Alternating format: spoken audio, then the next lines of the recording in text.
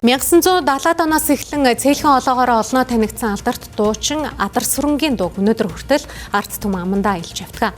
Тэгвэл арга гэр нэг тайзнаа дуулж явсан нөхөд шүтэн биширч явдаг залуу үеийн төлөөллүүд нийлж Адар Сүрэн ахсны гигэн дурсгал зориулсан Тэмээн дээрээс наран ойрхон тоглолтыг 5 дугаар сарын 16-нд UB Palace-т тоглохоор боллоо.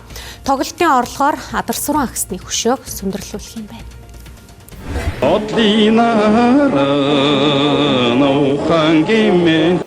Тэгээд энэ тоглолт гол зорилго бол хөшөөг сүндэрлүүлэх, ард түмэндээ хайрлагдсан дуучиндаа ингээд бүгдээрээ нийлээд хамтдаа хөшөөг нь босгохыг гэсэн ерөнхий урайтай.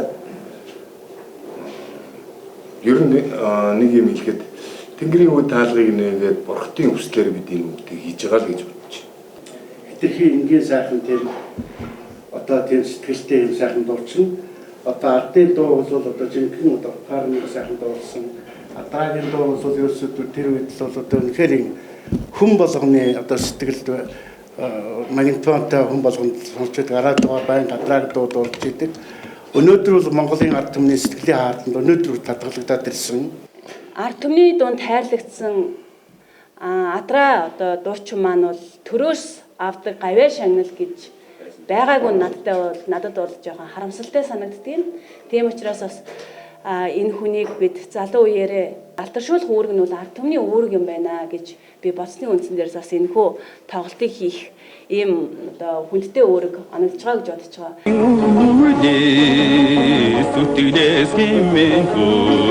Дуучин Адар Сүрэнгийн авьяас бэлэг хөлмөр зүтгэлийг Монголын төр үнэлээгүй ч дуулсан дуунууд нь Монголын ард түмний сэтгэлд хоног шиж алдарт дуучин хэмээх алдан босч эрхэм алдраар зүй ёсоор цолж ирсэн билээ.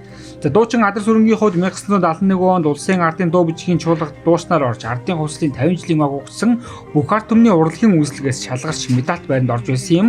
За тэрээр ардын дуу бичгийн чуулгад госол дуушнаар орж дуулж эхэлснээр Монголын радиогийн алтан фондод Монголын ардын домогт харилцаа дуу, богино дуунууд, Монголын хөгжмийн зохиолч зохиол бүтээл, уянгийн дуунууд зэрэг 100-аар дуу дуулжээ. За олондоо алдарт дуучин хэмээн хүндлэгдсэн Адар Сүрэнгийн дурсгалыг хүндэтгэж гэрэлт хөшөөг нь сүндэрлүүлэх хүндэтгэлийн тоглолт 5 дугаар сарын 16-нд UB Palace-т болохоор тодогдоод байна.